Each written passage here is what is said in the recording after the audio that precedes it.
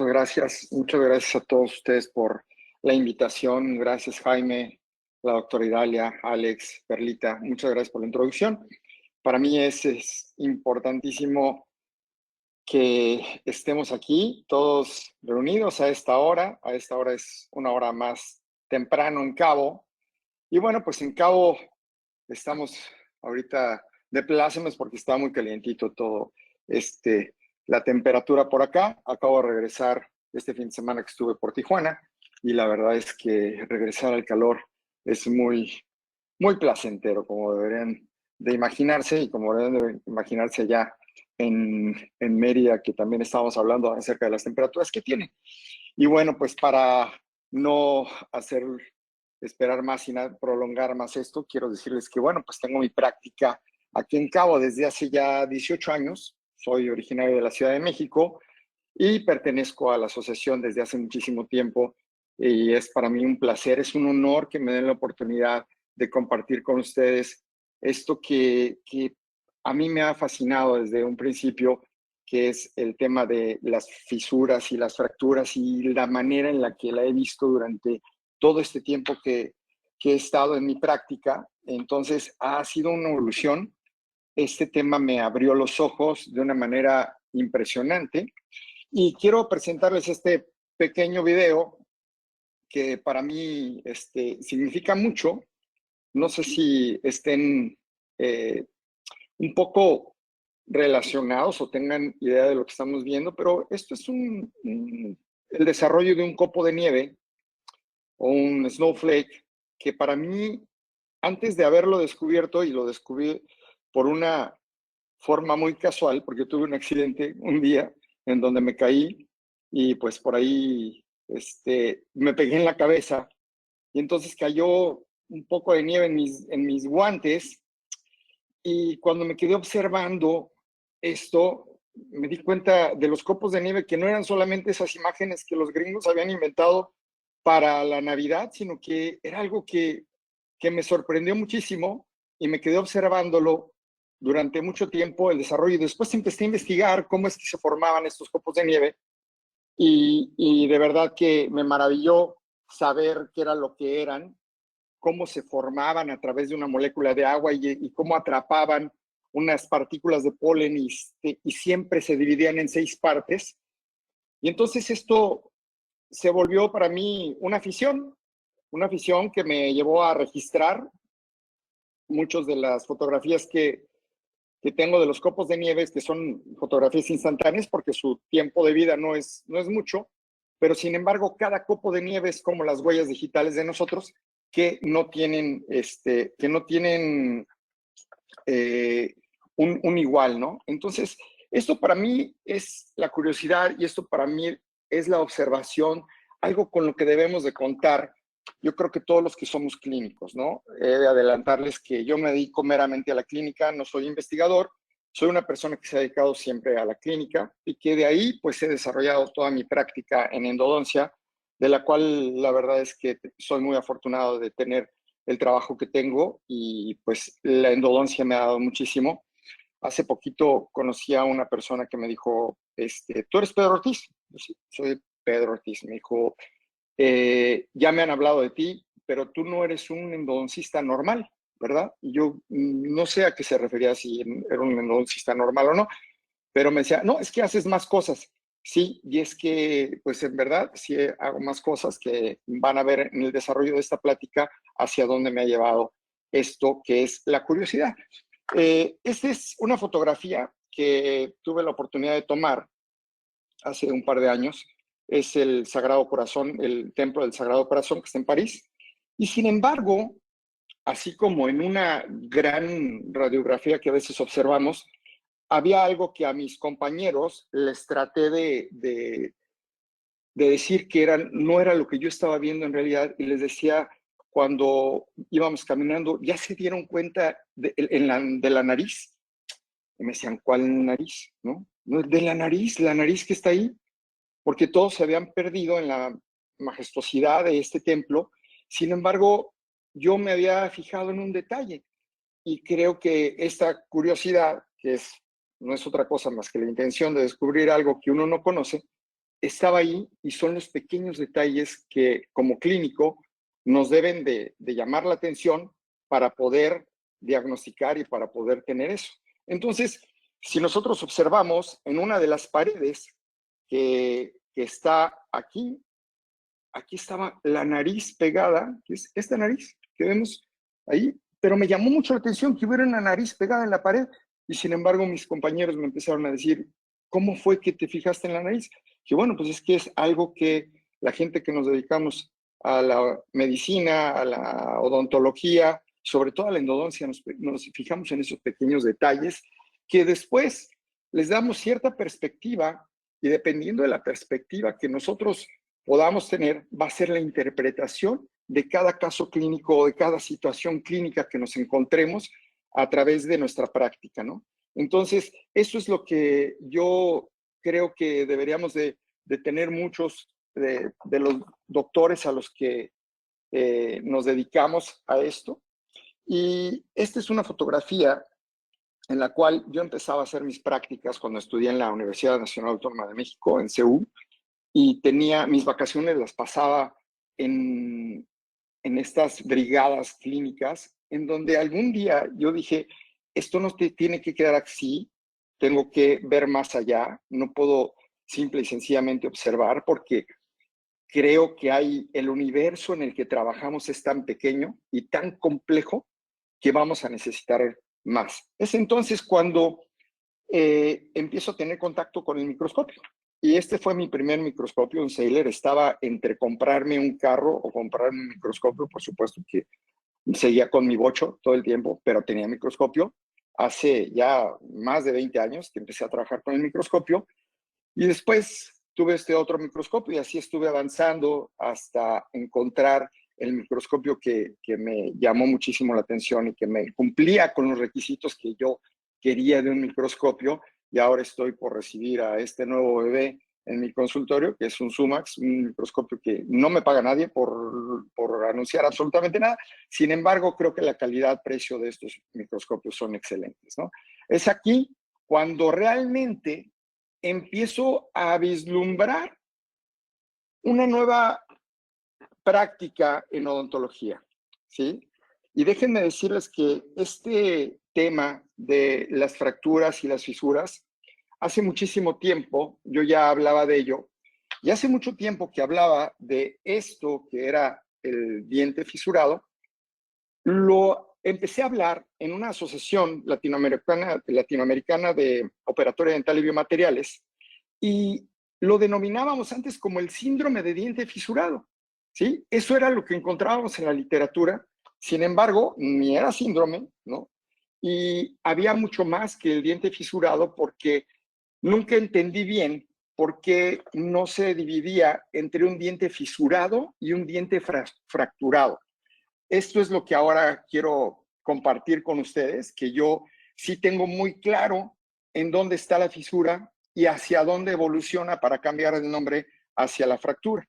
Entonces, en ese entonces, ya en 1964, se hablaba, Cameron, de esto del diente fisurado y mencionaba en cuanto a la incidencia de los dientes fisurados en la arcada inferior, como los dientes estaban mucho más cercanos a la tijera de la oclusión, en donde había más fuerza para romper los dientes, eran los dientes que más se quebraban en la arcada inferior, que era el 37 y el 47, seguidos de los primeros molares, que no ha cambiado mucho, en realidad, no ha cambiado mucho esto. Y en cuanto al maxilar, nos encontramos también con una incidencia en que los molares superiores eran los que más se fisuraban y fracturaban. En ese tiempo así lo mencionaban. No había una separación concreta entre fisura y fractura.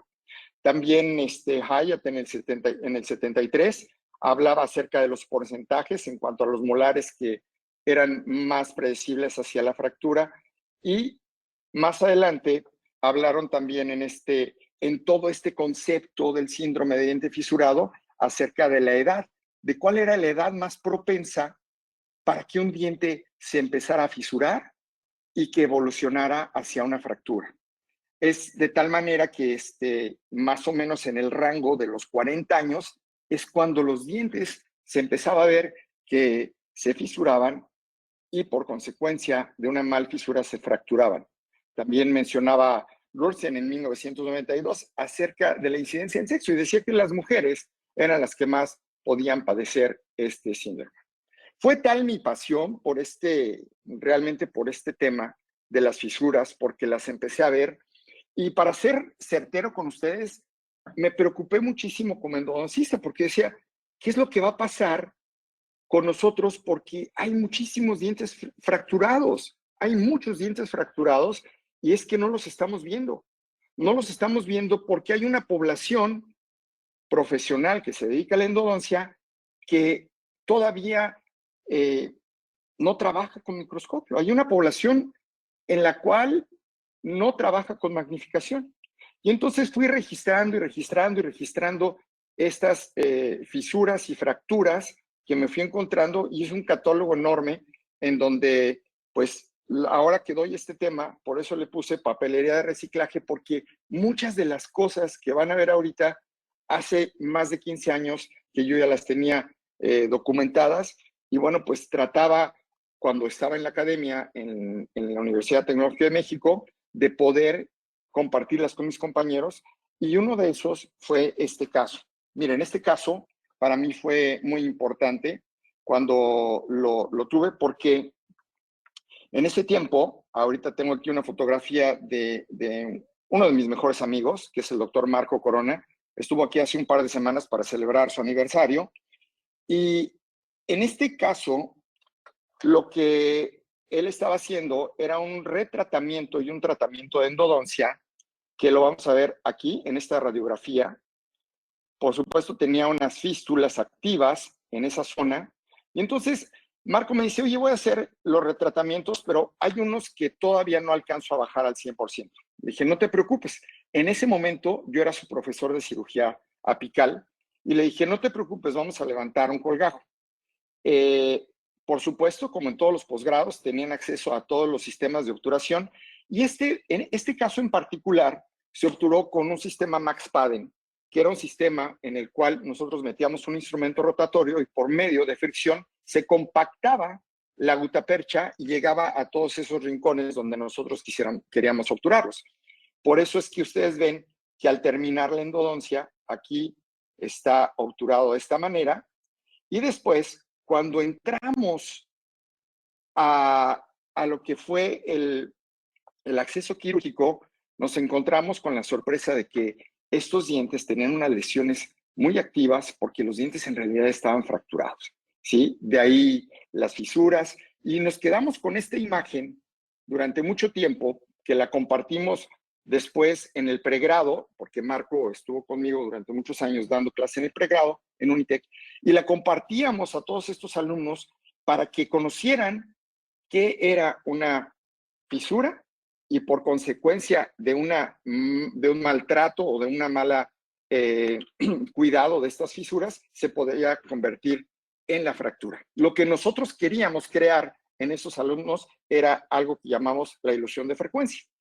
La ilusión de frecuencia, que también es denominada como el fenómeno de Werder-Meinhof, que es cuando ustedes ven un carro rojo, ustedes adquieren un carro rojo, de repente, cuando van en la calle, se dan cuenta que hay un montón de carros rojos, ¿sí? Bueno, pues con esto, una vez que yo hablaba y que hablaba Marco y que hablábamos la gente que trabajaba conmigo y que me auxiliaba acerca de las fisuras y las fracturas, queríamos enseñarle a los alumnos a que las reconocieran para que estuvieran mucho más atentos en ese momento hacia las situaciones clínicas que se pudieran presentar, ¿sí? Todos pasamos por esto, por el COVID, y creo que a muchos nos cambió la vida. A mí me cambió la vida 360 grados, no solamente por lo que estábamos viviendo en ese momento acerca de lo que era nuestro encierro, de la complejidad para trabajar, sino que, bueno, pues yo me tuve que mudar de consultorio. Hubo muchos cambios en mi vida, ¿no? Fueron muchas cosas que pasaron en ese tiempo del COVID.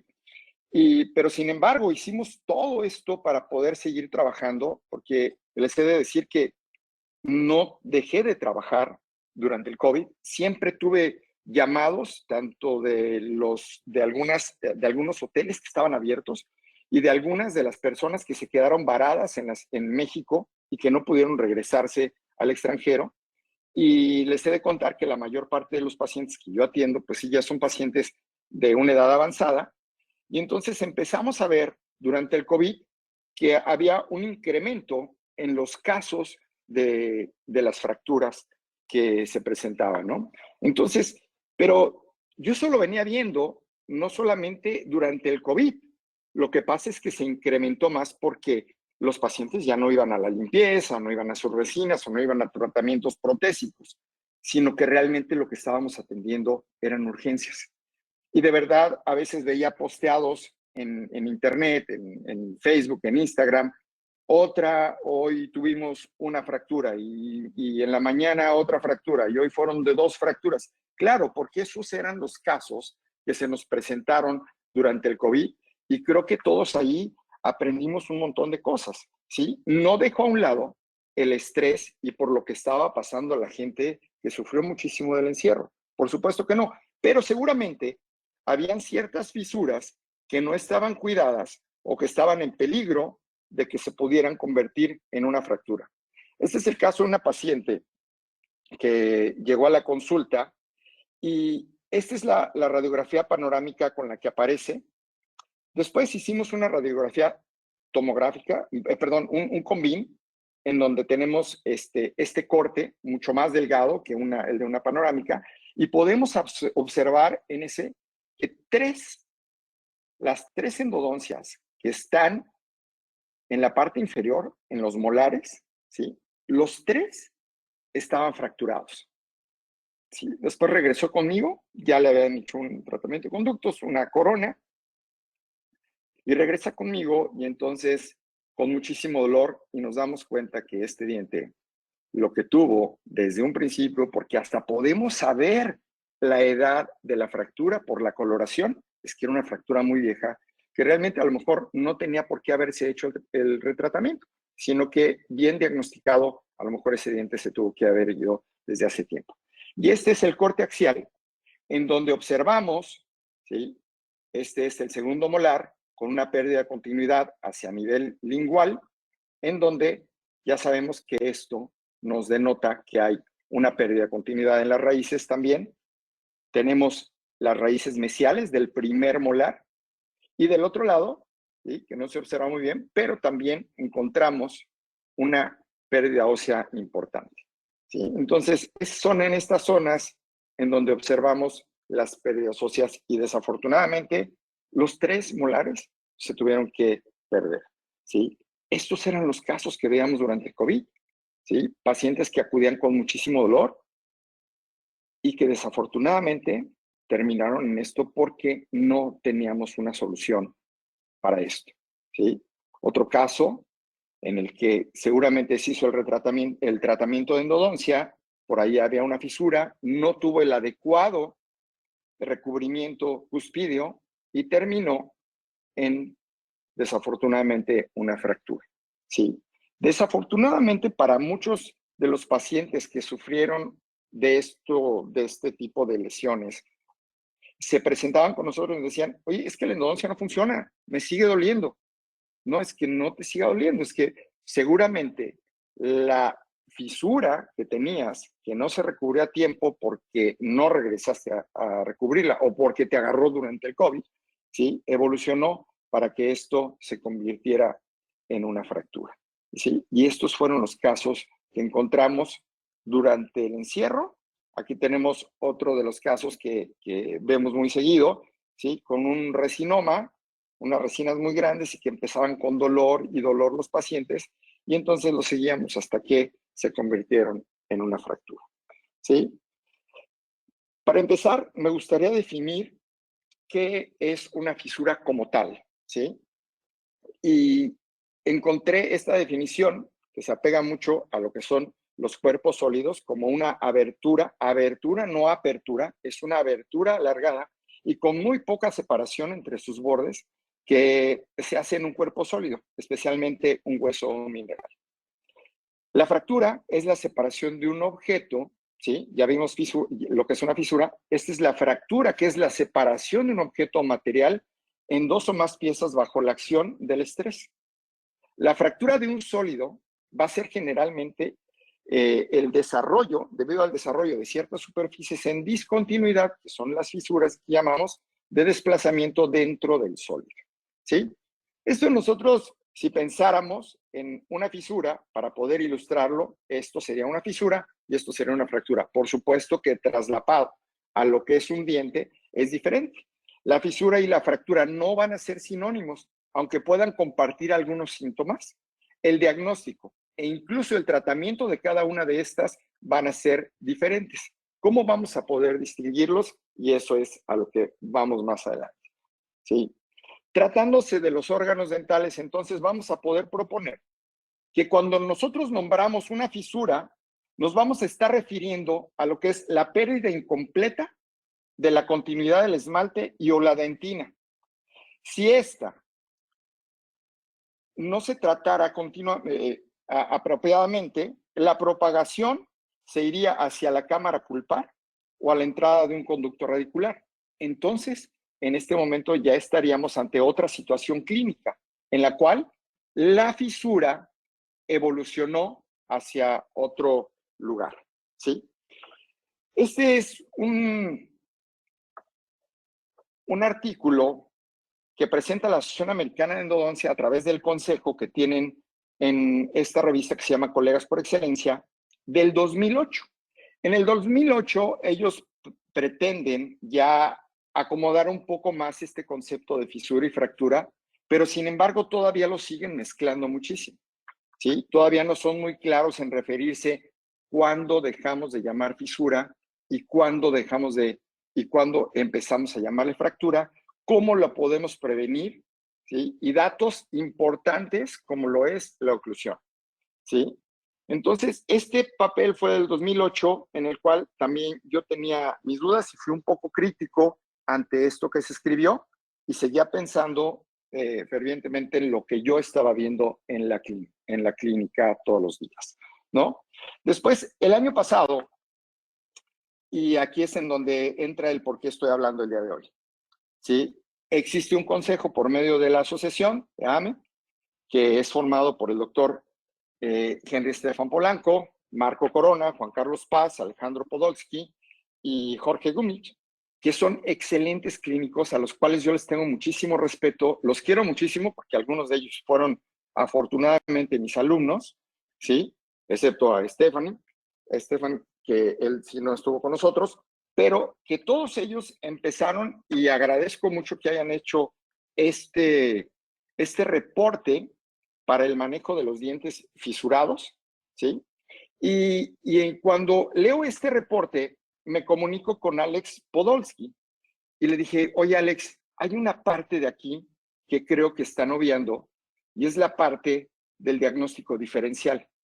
Entonces, me gustaría colaborar para que pudiéramos entender esto de una manera diferente, porque la manera en la que yo tengo registrado todo esto va mucho más allá de solamente mezclar la fisura y la fractura.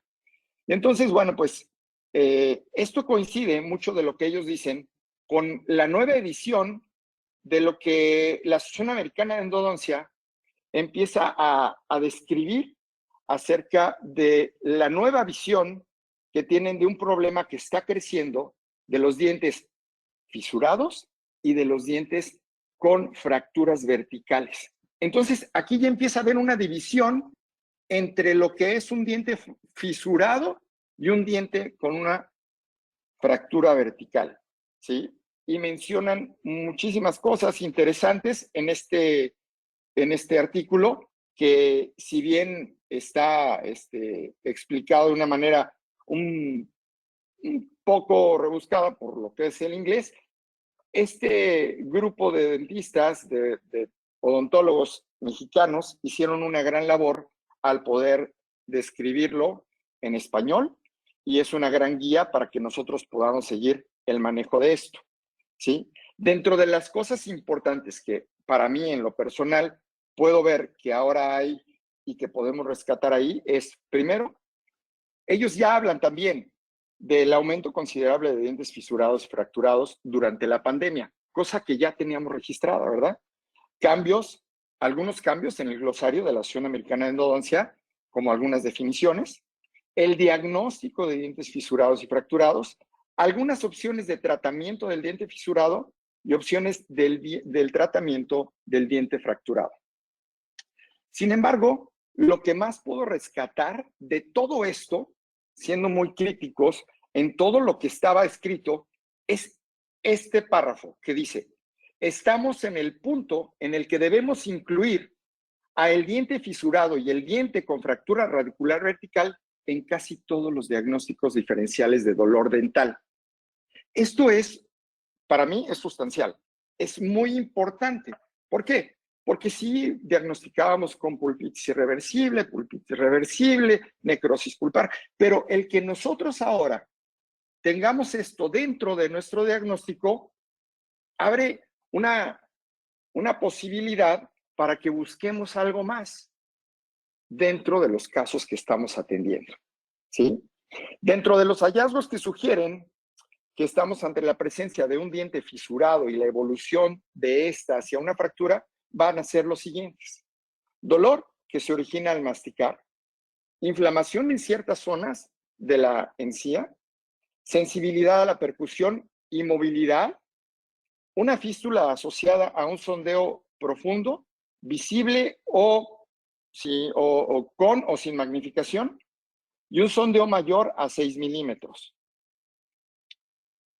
Otra cosa que podemos observar, y que esto sí me gustaría que lo entendiéramos y que lo tuviéramos como una receta para tenerlo como checklist en nuestros diagnósticos, es qué vamos a ver o qué vamos a buscar en las radiografías. Si tenemos una radiografía periapical, ¿qué es lo que nos vamos a encontrar?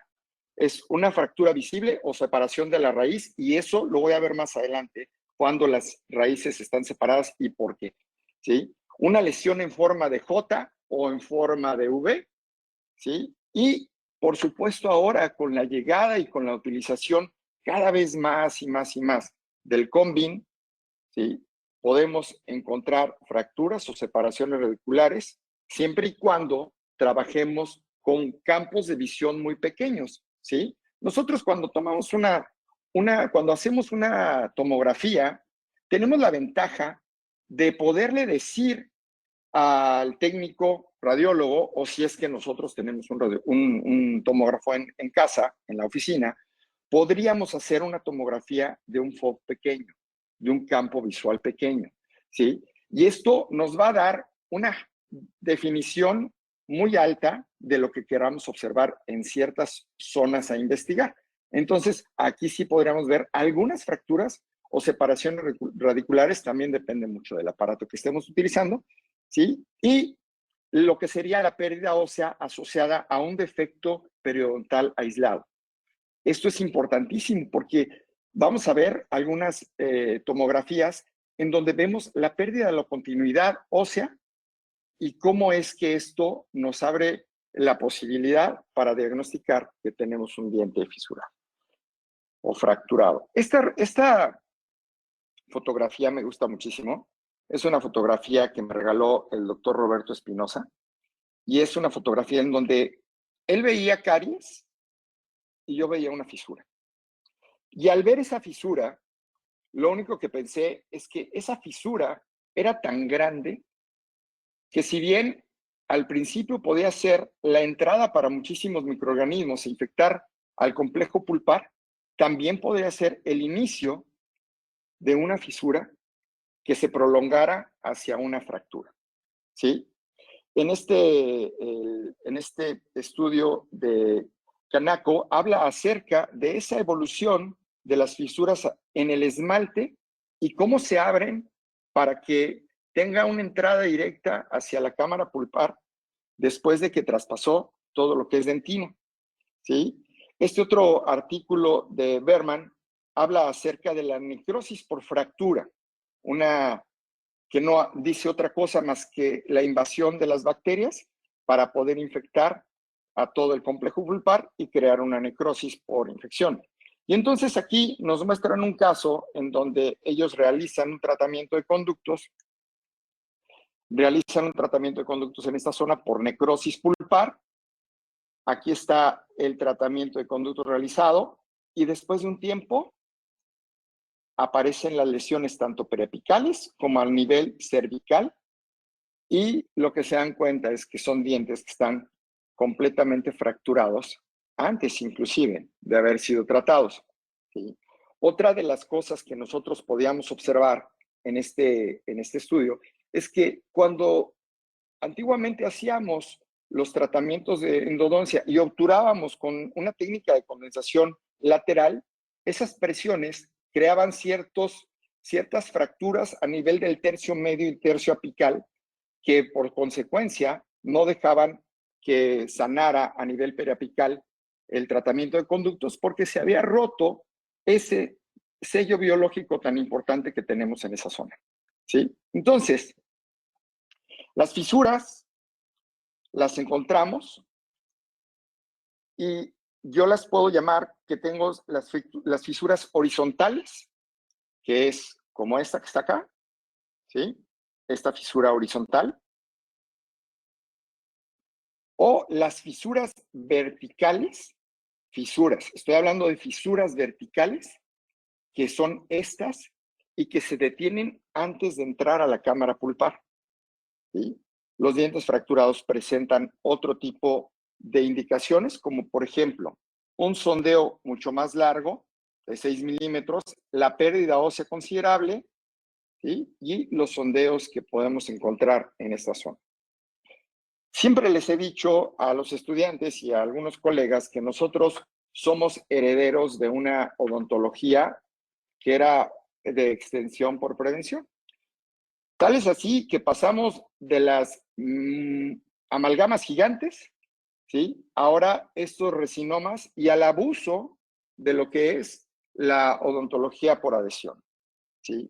Pero casi siempre lo que nosotros hacemos cuando vemos un diente que está fisurado es fijarnos en el diente fisurado. Sin embargo, hay otro elemento que tenemos que tomar mucho en cuenta, y este elemento es contra quién está ocluyendo.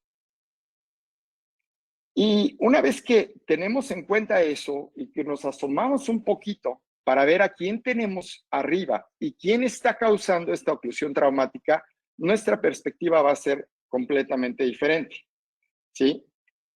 Les presento a Andrés. Andrés trabaja conmigo, es uno de mis colaboradores en la clínica, y él se encarga del primer paso de la ruta clínica que lleva a mis pacientes para las diferentes actividades que tenemos en el consultorio. Él es el que hace el ingreso de los pacientes y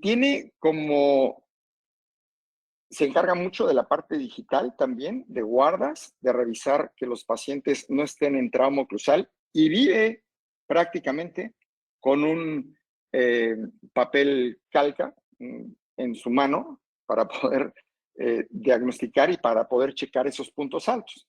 Entonces, lo que él hace mucho después de que hace un tratamiento de profilaxis es checar la oclusión traumática de los pacientes, pulirla, eliminar los puntos que pudieran estar activos en cuanto a esta oclusión traumática y pulirlos, ¿sí? No saben de cuántas fracturas ha salvado a los pacientes, ¿sí? Pero ese es parte de su trabajo, de poder tener ese ojo clínico para poder encontrar los puntos que están siendo más susceptibles a estos cambios. Les mencionaba acerca del abuso de las restauraciones adhesivas. ¿Por qué? Pues porque ahora tenemos estos otra vez, resinomas, que son restauraciones con efectos de cuña, sin protección cuspidia, y que, bueno, dependiendo de la oclusión que tengan, se van a volver más frágiles, porque claramente vemos que muchas de estas restauraciones no tienen el soporte de la dentina y el esmalte para poder estar tanto tiempo en boca y empiezan a fracturarse. Así pues, les voy a compartir esto que leí un día, y es nuestra obligación investigar las características individuales de cada paciente para poder entender las causas de una mayor susceptibilidad a los ataques. Es importante que podamos entender por qué la mayoría de las lesiones no cariosas se van a localizar en áreas donde existen concentraciones de tensiones, ¿sí? Esto también lo describe muy bien el grupo de la comisión que tiene AME en el papel que escribieron. Y la concentración de tensiones va a actuar como la gran escultora de las lesiones cervicales, además de ser un factor de gran importancia en la evolución de estas lesiones. Esto lo podemos encontrar en uno de los libros que más me gustan y que se los comparto muchísimo a mis pacientes. Se llaman Lesiones no cariosas.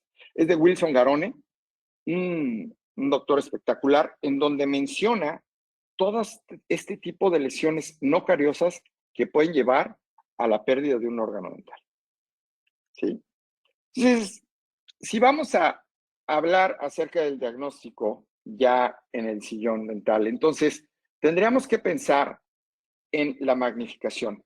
Hablaba hace un rato acerca de cómo me abrió los ojos la utilización del microscopio, pero yo sé que a lo mejor no todos tienen el acceso al microscopio, pero por lo menos a unas lupas.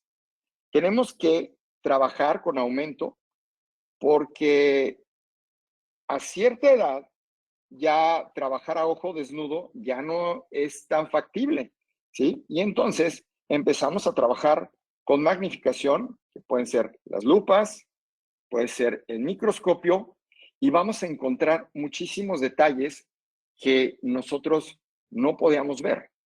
No solamente es eso, no solamente es la magnificación, también la iluminación es importante, ¿sí? Porque muchas veces son tan pequeños los detalles que necesitamos iluminarlos para poder ver a través de esa magnificación y la iluminación, que siempre es lo más importante, ¿verdad? Para poder observar esos detalles tan pequeños. El examen de tejidos blandos para localizar el sondeo regular o alguna fístula va a ser de suma importancia para poder hacerlo, para poder investigar, para poder realizar un diagnóstico. La percusión en cada una de las cúspides, la palpación de las zonas, sobre todo de la zona del tercio cervical y tercio medio, porque más adelante les voy a explicar por qué. Las pruebas de mordida, cada cúspide deberá de ser evaluada individualmente, así como las pruebas de sensibilidad pulpar para ver el estado de la pulpa, ¿sí? Entonces, investigar por qué están sucediendo estas cosas. El sondeo, que de preferencia, aquí tengo esta fotografía con una sonda de metal, pero si pueden hacer un sondeo con una sonda de plástico, va a ser mucho mejor, porque va a ser más benévola para nuestros tejidos circundantes del diente, ¿sí? Y en esto tenemos que ser muy claros y ver qué tipo de sondeo es el que estamos buscando y qué tipo de información nos va a dar cada que realizamos ese sondeaje, ¿verdad? Muchas veces vemos esto, por ejemplo, hablábamos del defecto en forma de gota, de J, ¿sí? Que no es otra cosa más que esto, ver cuando estamos ante la pérdida ósea, y este es el clásico ejemplo de un diente que está fracturado. La palpación, lo mencionaba, las pruebas de mordida, que esto lo podemos hacer con un ajustador de bandas en cada una, y las pruebas de sensibilidad pulpar, que lo podemos hacer con el dióxido de carbono, con tetrafluoretano. También podemos utilizar el Doppler y el mal llamado vitalómetro, ¿verdad? Aquí tenemos cómo realizamos una prueba de sensibilidad pulpar con el dióxido de carbono, que es el más exacto para poder realizar una prueba de sensibilidad. No hagan pruebas con hielo, por favor, porque no les van a servir de nada. El hielo no les va a funcionar, ¿sí? Y bueno, también decirles que para el diagnóstico de estas lesiones, tanto de las fisuras como las fracturas, tendríamos que eliminar las restauraciones que encontráramos en el diente para poder seguir ese tipo de fisura, la transiluminación, la tinción, la cirugía exploratoria, que Alex le cambió de cirugía exploratoria, Alex Podolsky, a cirugía confirmatoria, y estoy totalmente de acuerdo con eso, ¿sí? Y el examen radiográfico, de lo cual hemos venido hablando, ¿verdad? Eliminar la restauración, ya si es que podemos hacer un tratamiento en el cual podamos abrazar y podemos darle una protección cúspide después de eliminar las fisuras, o esto, eliminar todo el material ajeno al órgano dental para poder seguir las fisuras, para poder teñirlas y, si es necesario, irnos hasta la entrada de los conductos radiculares. La transiluminación, que si bien la podemos hacer con la luz que tenemos de los ultrasonidos, que vienen con luz, o con nuestra lámpara para resinas, ¿verdad? La tinción, todos tenemos a la mano nuestro azul de metileno, es algo que lo pueden tener. Si no tienen azul de metileno, a lo mejor tienen un marcador de caries, que también nos puede servir. Hay que teñir las lesiones o las fisuras antes y después de retirar las restauraciones. Cuando un paciente llega así, ¿sí? Este es un paciente que llega de otro consultorio y me dice: doctor, me mandan con usted, mi doctor, porque dice que necesito un tratamiento de endodoncia. Desde que veo la restauración temporal con una línea como esta, lo único que puedo hacer por ese paciente es tomarle un video, teñirlo, tomarle un video para ustedes, para enseñárselos y decirles que esto es lo que encontramos, y así se ve una fractura que va desde la parte coronal y cruza por el piso pulpar, y que es imposible que yo pueda realizar el tratamiento de conductos. Muchas veces cuando le digo al paciente: oye, es que yo no puedo hacer este tratamiento de conductos. Pues no, que es muy bueno usted. Pues sí, pues porque soy muy bueno, no lo voy a hacer, porque si lo hago, al ratito van a venir, me van a decir la endodoncia no funcionó. Y no es que la endodoncia no haya funcionado, es que fue el diagnóstico, ¿sí? Entonces este paciente ya venía con su acceso, pero también ya venía con el diagnóstico. Desde que yo vi la restauración provisional, me di cuenta que este diente estaba fracturado, ¿sí? La cirugía exploratoria es de gran ayuda para poder encontrar esto, ¿sí? Me voy a regresar. Y vemos la pérdida de continuidad en esta zona. Hay una bolsa periodontal en esta zona, y cuando elevamos el colgajo nos encontramos con esto, con una fractura vertical que no hay mucho que hacer. Las radiografías, como les mencionaba, es importante. Ahora, cuando tenemos una radiografía periapical, no solamente no es suficiente para poder ofrecer un diagnóstico. ¿Por qué?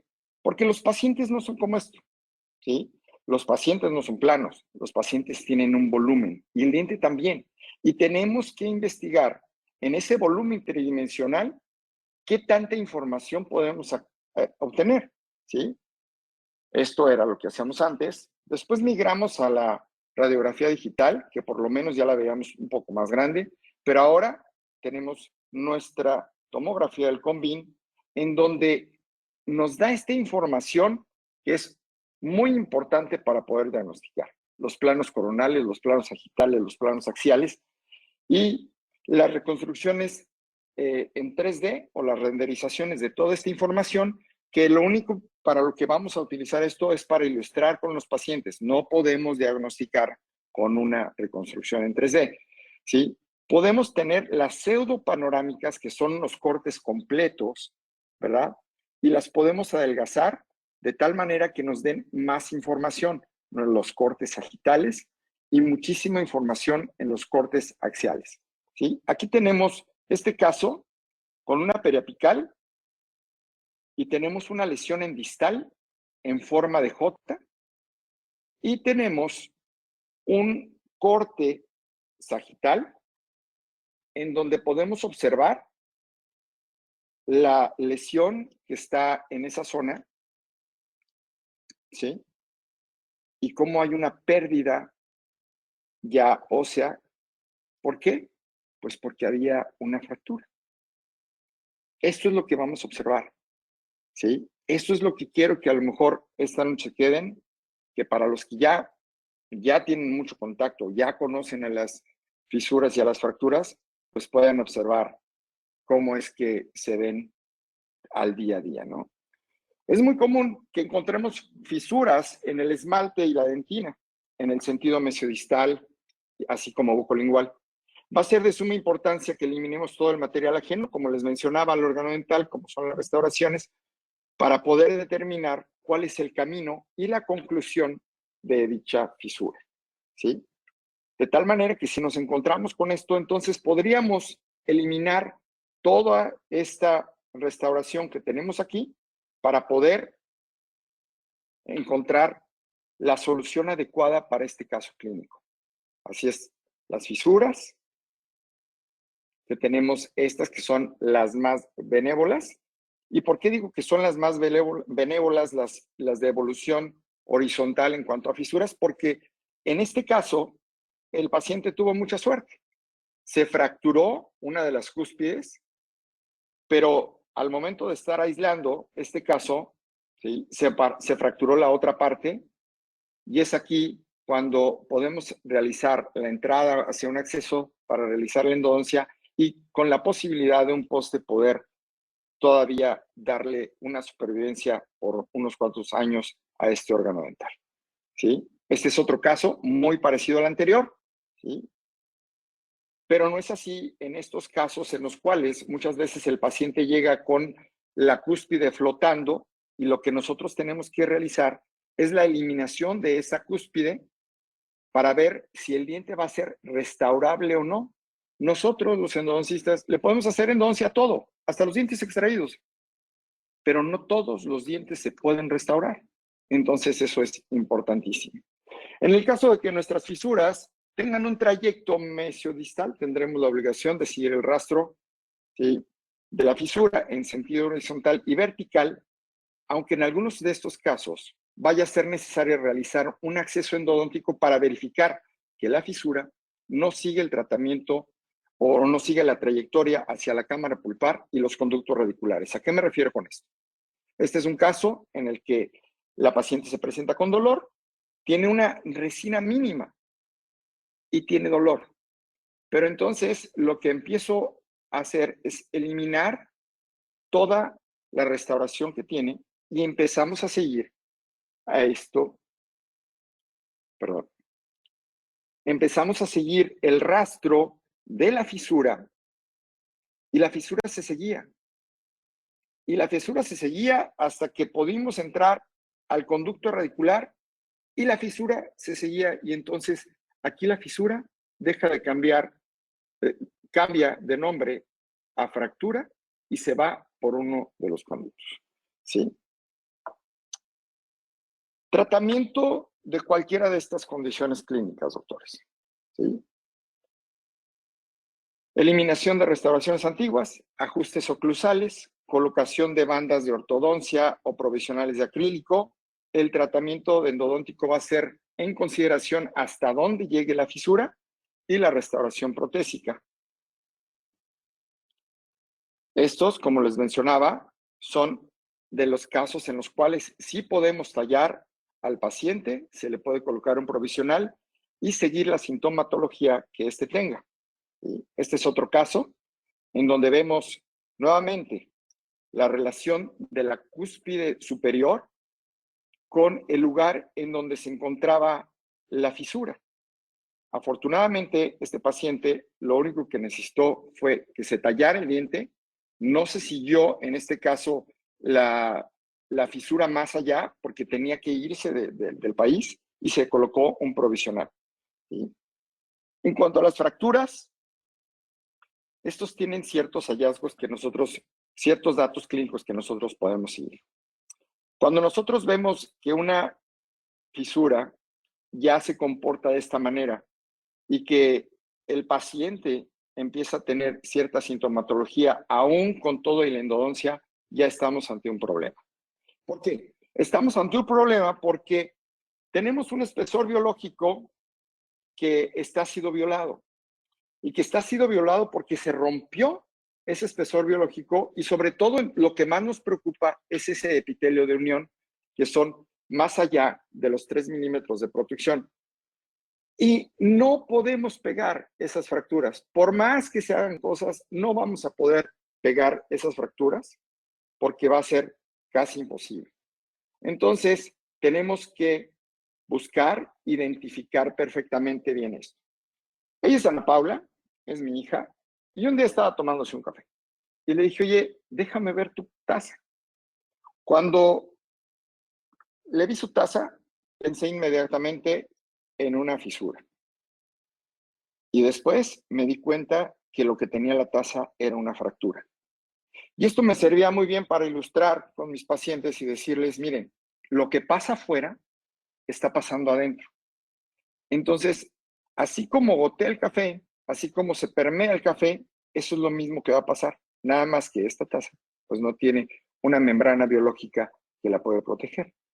Y esto lo ilustro para que los pacientes entiendan por qué a veces tomamos decisiones tan radicales.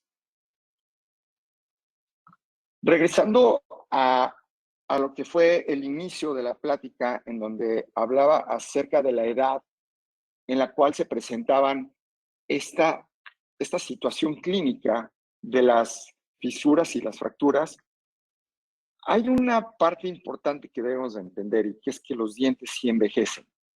Los dientes envejecen de tal forma que al tener la constitución de una dentina tan complicada, que la dentina, yo creo que es uno de los tejidos más maravillosos que he conocido, porque el colágeno que tiene se tiende a secar y se vuelve una fragilidad que hace que el diente se pueda fracturar mucho más fácil, ¿sí?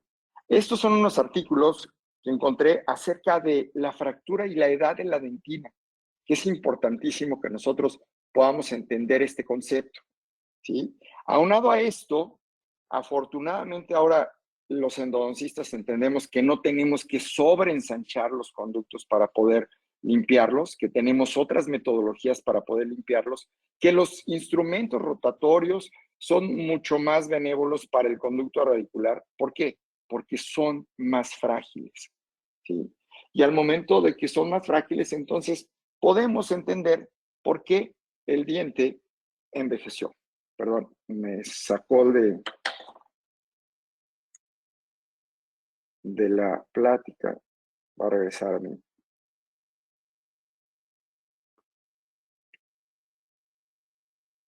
¿Sí? ¿Por qué los dientes envejecen?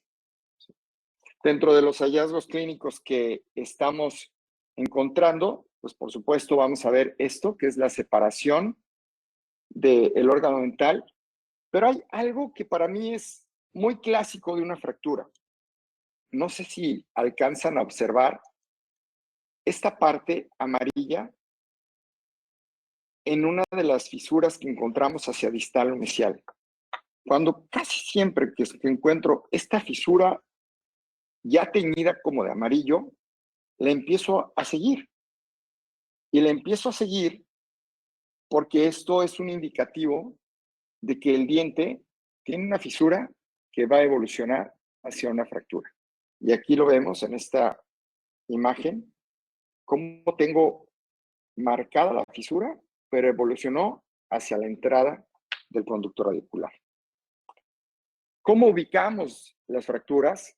Y aquí es en donde yo le puse esto que para mí es lo que tengo el día con día y lo tengo muy bien especificado en mi historia clínica, que tenemos fracturas verticales en sentido distomesial, ¿sí?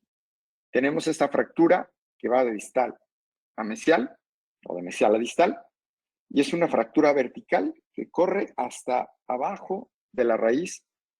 Y después tenemos otra fractura vertical que es en sentido coronoapical, que son las fracturas que se encuentran por vestibular, coronoapical, y una tercera fractura que es la fractura histológica vertical.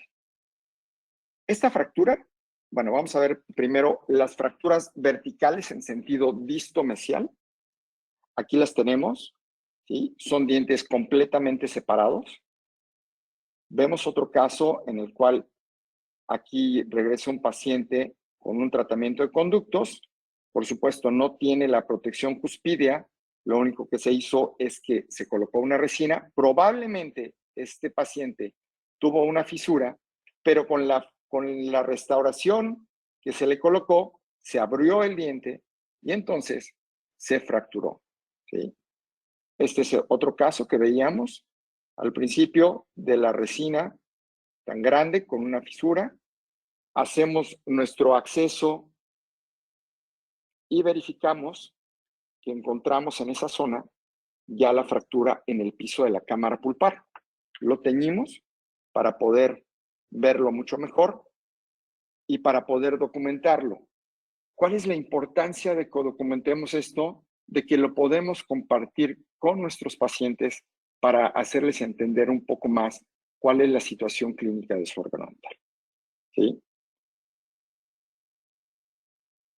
La cirugía siempre va a estar ahí, una fractura clara que también es importante limpiar, es importante entender qué es lo que está pasando aquí biológicamente y cuál es, dependiendo de qué tanta destrucción ósea tengamos aquí, entonces va a ser la solución clínica que le demos.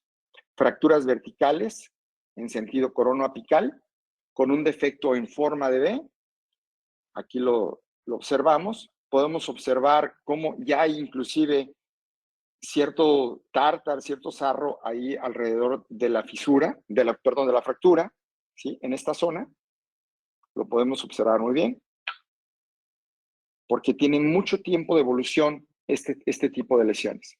Miren este otro caso, es una paciente que llega con una corona, con dolor a la percusión, hacemos nuestra tomografía y empezamos a investigar y vemos una lesión que va de lado a lado, de vestibular hacia lingual.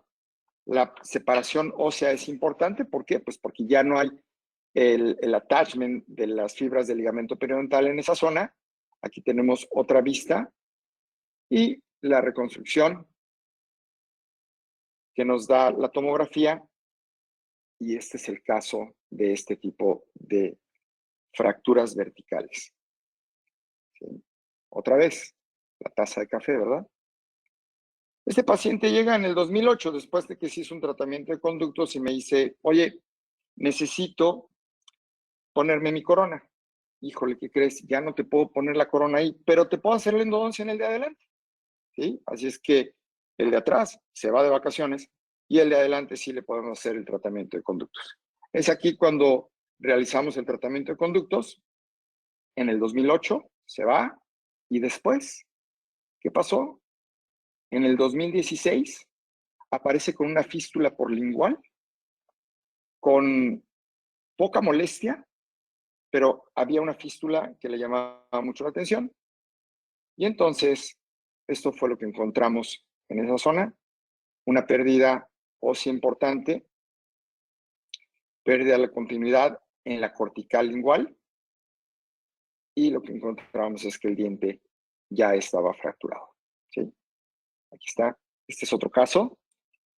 Es muy claro cómo se ve el defecto en esta forma de V en las fracturas verticales. Y aquí observamos cuál es la evolución en este sentido hacia la destrucción o hacia la separación de la cortical externa, que nos indica que tenemos una fractura vertical. ¿Sí? Aquí está el caso. Muy parecido, todo casi siempre. Otro caso, donde aquí observamos que hay una pequeña fractura ya por debajo del sello cervical de la corona. Y esto fue con lo que nos encontramos, una fractura vertical, ¿sí? Para quien no ha leído este libro, se lo recomiendo porque a mí me parece que es el mejor libro que se ha escrito acerca de fracturas verticales. Es de Avi Tamse, a quien tuve la oportunidad de conocer en Acapulco, en un congreso que tuvimos en Acapulco con él. Y apenas en su primer párrafo, Tamse habla acerca de una situación clínica que me llamó muchísimo la atención porque a veces no me lo explicaba cuando los encontraba clínicamente. Y él habla acerca de una fractura histológica radicular vertical, ¿sí? En donde no existen básicamente signos ni síntomas hasta que se desarrolla un absceso. ¿Y cuál es esto? Bueno, aquí vemos cómo lo describen, que es una fractura histológica vertical. Se va a ubicar por debajo de la encía, en el tercio medio radicular, sin ningún dato patológico hasta el desarrollo de un absceso por contaminación bacteriana. Miren, esta paciente acude a la consulta diciendo que tiene un granito en esa zona. Y este granito para mí ya es muy clásico porque lo conozco, ¿sí? Ya somos viejos conocidos ese granito y yo. Y entonces lo que hago nada más es levantar un colgajo para hacer una cirugía confirmatoria en donde lo que voy a encontrar es esto, una fractura. Pero esta fractura histológica que describe Tamse es así porque si observamos, a diferencia de las fracturas verticales que estuvimos viendo antes, aquí todavía hay un cincho óseo que corre alrededor de la corona. Entonces, ¿cómo es que surge esta fractura? ¿De dónde viene esta fractura? ¿Sí? ¿Será por el envejecimiento de esos dientes? ¿Será porque nosotros sobreinstrumentamos esos órganos dentales? ¿Será porque al momento de colocar un poste, nosotros exageramos en la preparación del poste? ¿Sí? Y como esto, podemos encontrar esta otra en la misma posición, esta con el hueso aquí y la fractura en el tercio medio. Y así, este otro caso de esta paciente, que ya la habíamos visto, en donde vemos la evolución de la fisura. Esta paciente se presentó en una primera instancia porque este diente estaba perforado, traía un poste de estos de estaca para matar vampiros y ya no tenía remedio. Después regresó con su implante, ya regresó con la lesión y esta fractura que no estaba acá arriba en la parte coronal, sino solamente en la parte radicular. ¿Sí? Esas son las definiciones de las fracturas que yo tengo a bien entender. Y si bien la evolución de todas estas terminan con el diente abierto. Y el diente abierto no es otra cosa más que el tiempo que ha pasado en el desarrollo de una fractura vertical y la contaminación del hueso del espacio óseo que durante algún tiempo estuvo sin movimiento o no tenían ese espacio físico para que las raíces se abrieran. ¿Cuál es el tiempo que ha tenido de evolución estos dientes abiertos?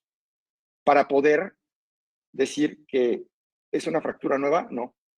Son fracturas de muchísimo tiempo, de mucho, mucho tiempo de evolución, porque las bacterias tuvieron ese tiempo para eliminar todo el sustrato óseo y crear un espacio físico en el que se pudieran expander los espacios o los dos segmentos de la fractura. ¿Sí? Visto así, podemos ver esto, que aquí claramente ya tiene mucho tiempo este tipo de fracturas.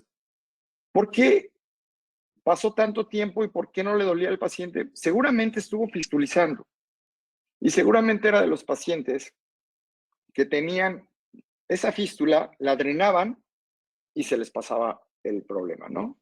Entonces, es el momento en el que se abren porque ya tienen un espacio físico y es así como podemos observar los dientes abiertos o las fracturas radiculares que se abrieron, ¿sí?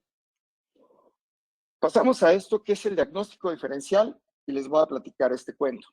Este es un paciente que llega a la consulta con dolor a la masticación, dolor a los cambios de temperatura, tiene un tiempo de evolución de los síntomas de 3 meses, según él, El control de la molestia nos decía que era con analgésicos. A la exploración clínica encontramos un sondeo distal de 14, un sondeo vestibular de 3, un sondeo mesial de 3 y un sondeo lingual de 15. A las pruebas de sensibilidad respondió positivo. Y volvemos a ver en esta zona la línea amarilla que está por distal, que está reflejada en nuestro espejo. Entonces, esta es nuestra radiografía periapical. Esta es mi imagen axial del CONVIN. Y, por supuesto, lo que más me llama la atención es esa lesión por lingual.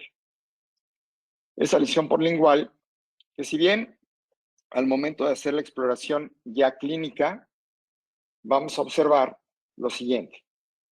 ¿Qué decíamos? Que al momento de tener una fisura, la íbamos a seguir eliminando todo material ajeno al órgano dental.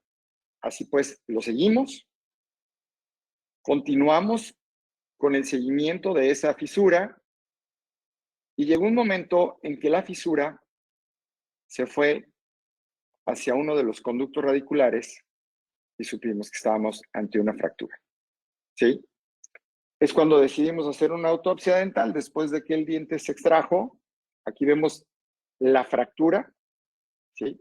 Oye, ¿se puede sellar aquí con una corona? No, no podemos sellar aquí con una corona. ¿Quién va a hacer un margen hasta acá abajo, afectando el diente contiguo? ¿Sí? Pero otra vez, mi incógnita era qué pasaba en la parte lingual, por qué había una pérdida ahí si no encontré una fractura. Y esto fue lo que encontré. ¿Saben qué es esto? Este es un tejido que no se encuentra en su lugar. Esto que encontramos aquí es una prolongación del esmalte, una proyección del esmalte cervical. Y entonces es un tejido que no debería de estar ahí, porque al haber esmalte ahí no hay una inserción de las ligas de las fibras del ligamento periodontal, ¿sí? En esta zona que anatómicamente conocemos como el fornix, ¿verdad?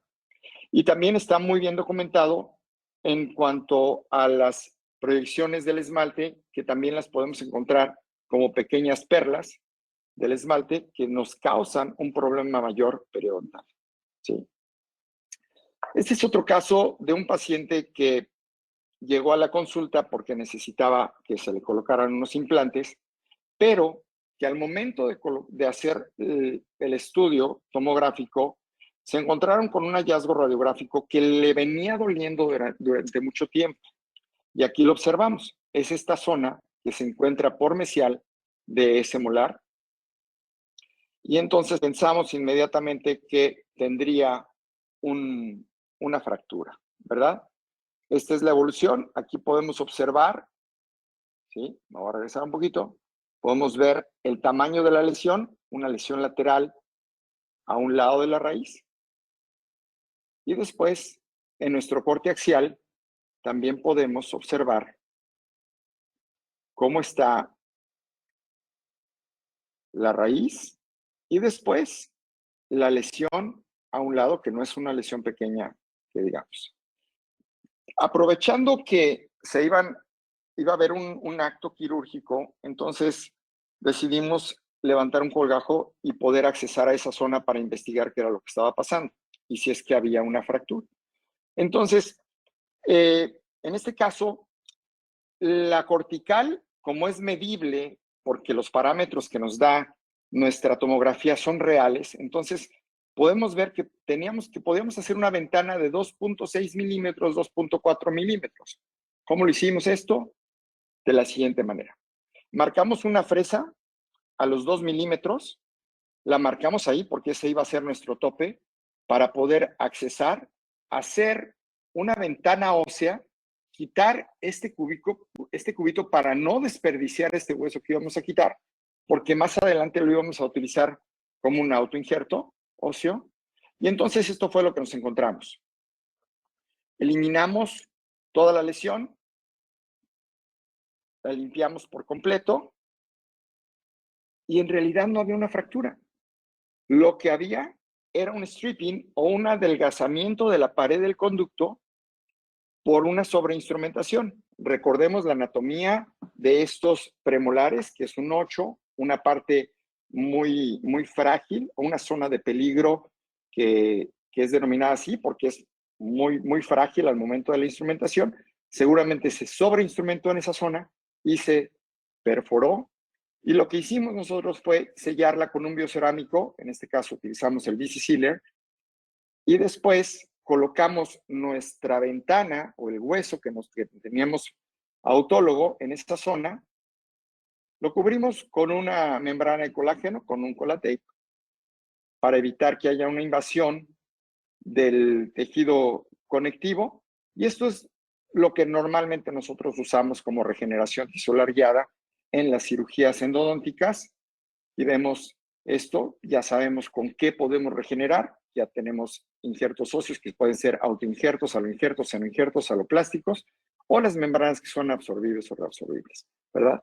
Este es el momento en el que se le colocan los implantes. Aquí vemos el sellado de esa zona que estaba con el stripping. Afortunadamente no fue una fractura. Y después que viene a su control, vemos que hay nuevamente un ligamento periodontal sano y hueso en esa zona, ¿verdad? Otra cosa que nos da a veces el pensar que estamos ante una fractura son las reabsorciones, ¿sí? Y este es un paciente que llega diciéndome que tenía una lesión por el paladar que constantemente se le inflamaba y que se sentía a veces que drenaba o que tenía una fístula. Y entonces al momento de seguirlo nos encontramos con esto, una reabsorción cervical importantísima, ¿sí? Y en realidad no era ni una fractura, lo único que pasaba es que tenía una zona de oclusión traumática el paciente durante mucho tiempo y pues no pudimos hacer realmente nada por él. Esto fue lo que se realizó en ese momento, se extrajo el órgano dental y se le propuso que se le iba a colocar un implante en ese momento y se iba a utilizar su corona como su provisional, ¿verdad? Se regeneró la parte vestibular, se puso un injerto óseo y se le colocó su implante. Y ahí está, ¿no? Este es otro caso muy interesante de una paciente que llega con dolor a la masticación. Casi todo era muy similar a lo que presentaba lo que conocemos como el diagnóstico para una fractura. Y al momento de tomar esta perioapical, nos damos cuenta que hay una sombra en esa zona, una raíz uniradicular, y al hacer nuestra tomografía, empezamos a hacer nuestros cortes y nos damos cuenta que tenemos otra reabsorción externa, ¿sí? Muy grande. La paciente no tenía realmente gran dolor, más que el dolor a la masticación. Y esto es lo que nosotros compartimos con ella para decirle que su diente no era posible salvarlo, pero sin embargo, documenté todo para poder compartirlo con ustedes. Aquí tenemos lo que es la lesión de esa zona, ¿sí? Y este es el corte axial, ¿sí? Quiero que lo observen bien porque quiero que vean cómo está la lesión. Es una lesión muy invasiva, ¿sí? Una paciente con mordida abierta en donde la oclusión estaba en los posteriores. Acuérdense de la nariz que vi, ¿sí? Y la nariz estaba acá, ¿verdad? Esos pequeños detalles, lo que encontramos como una reabsorción en un lado, en el otro diente, en el diente contiguo, en el diente de enfrente, en el diente espejo, se estaba desarrollando otra lesión, ¿sí? Otra reabsorción que afortunadamente no fue tan invasiva como la primera y que aquí pudimos hacer algo. Estos son los cortes axiales, en donde vemos a diferentes niveles y vemos cómo está en los dos órganos dentales. En la radiografía periapical no encontramos absolutamente ningún hallazgo.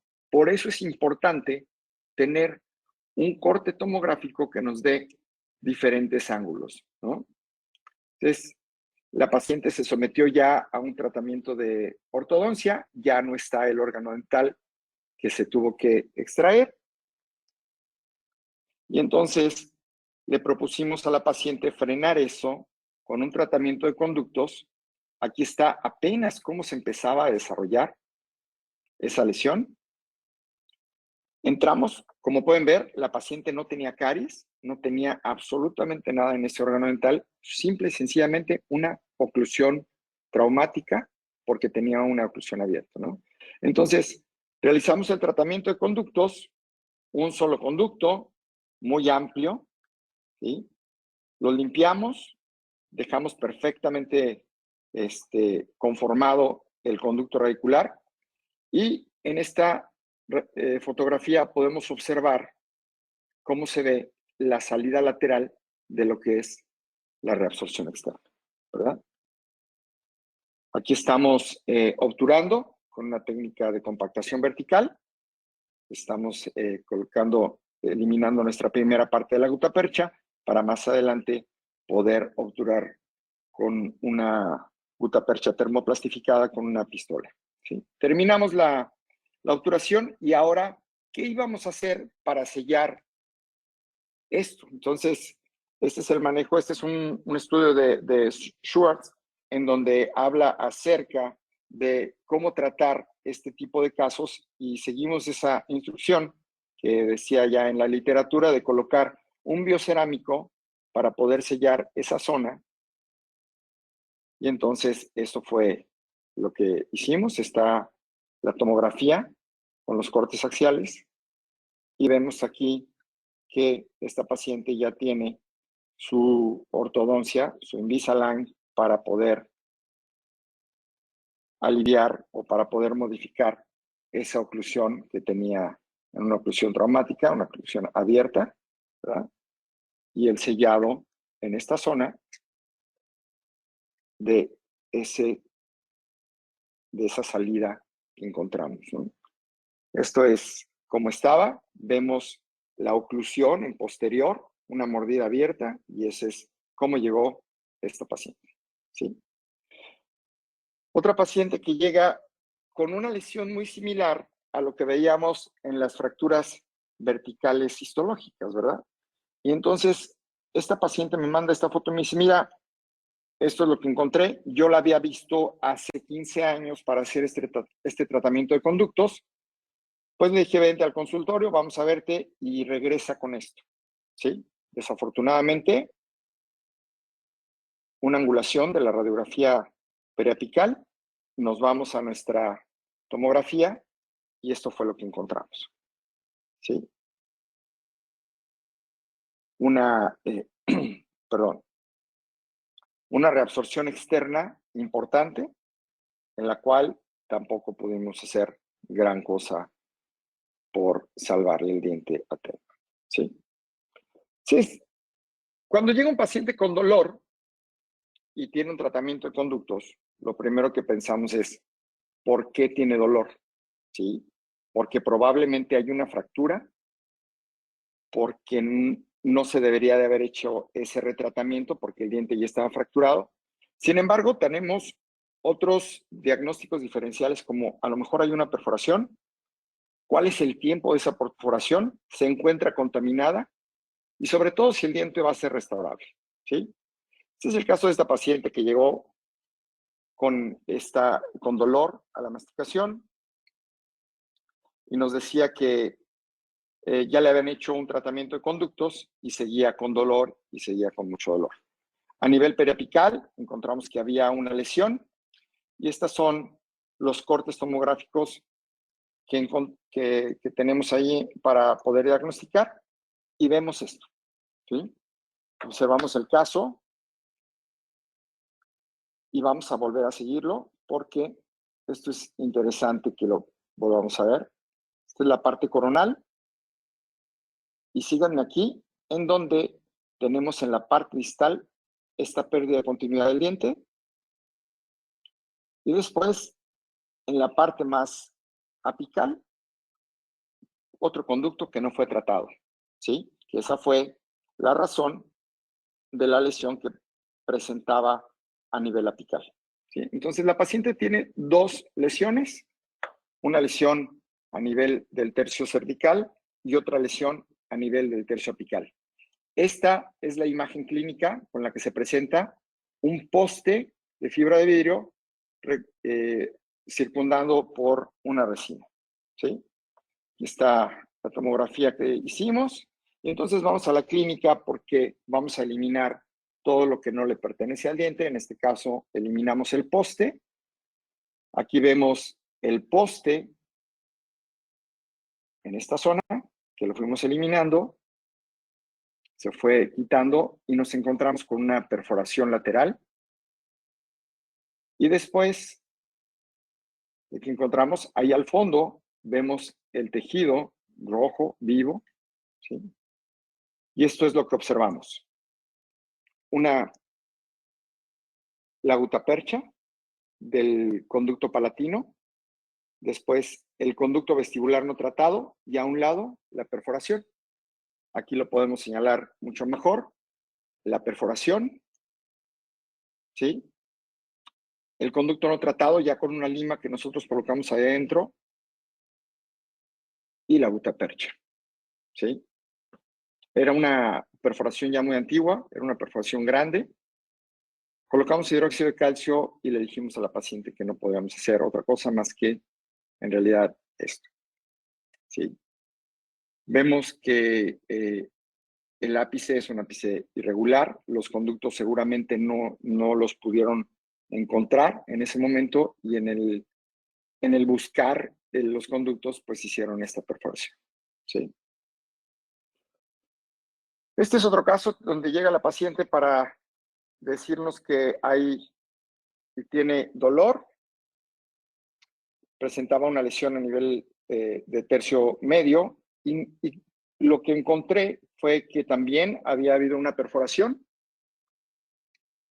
a ese nivel, pero lo que más me llamaba la atención fue que hay una raíz extra en un lateral.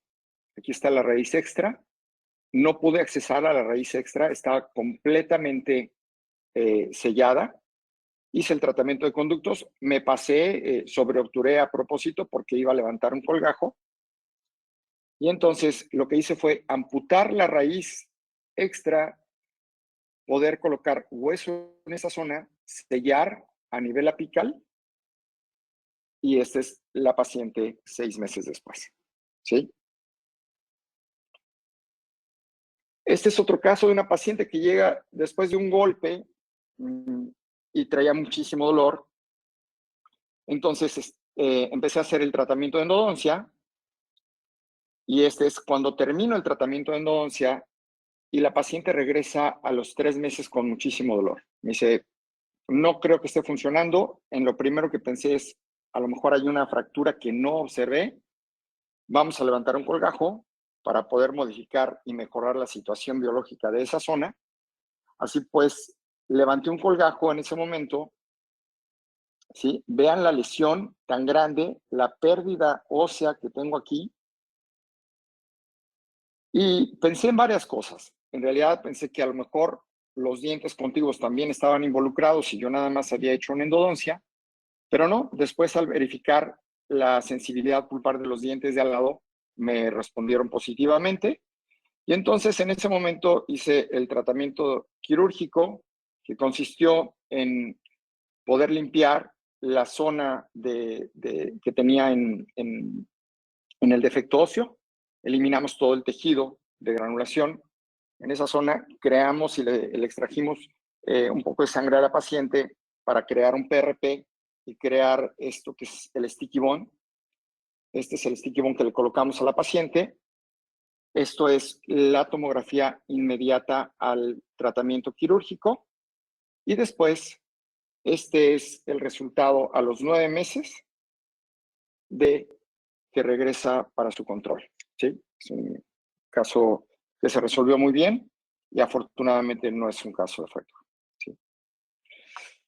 Vamos a concluir con esto y quiero ser muy claro y en lo que quiero decir, que esto es todo lo que he dicho hasta el día de hoy, pues es responsabilidad mía, es lo que yo pienso, es lo que quiero compartir con ustedes. Y quiero concluir con que a pesar de que intentemos cualquier maniobra clínica que se nos pueda ocurrir, ya sea por iniciativa propia o porque estuviera documentada, de alguna manera tenemos la obligación de darle continuidad al tratamiento y verificar el éxito o el fracaso de dicho procedimiento clínico.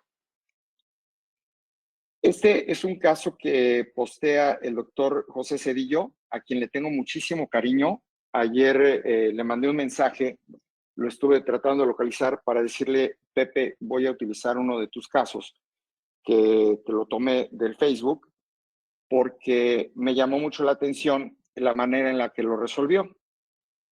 Y es como sigue. Este es el caso en donde vemos claramente una fisura. No puedo alcanzar a ver hacia dónde llega la fisura porque está lleno de gutapercha. Y después de esto sellan con una resina base la cámara pulpar, el piso de la cámara pulpar. Y después hacen estas perforaciones hacia los lados en vestibular y en lingual y atraviesan un par de postes de fibra de vidrio y lo sellan y lo mantienen ahí durante, pues, no sé cuánto tiempo lleve este caso. Este es el tratamiento de conductos y este es cómo resuelven ellos esta situación clínica.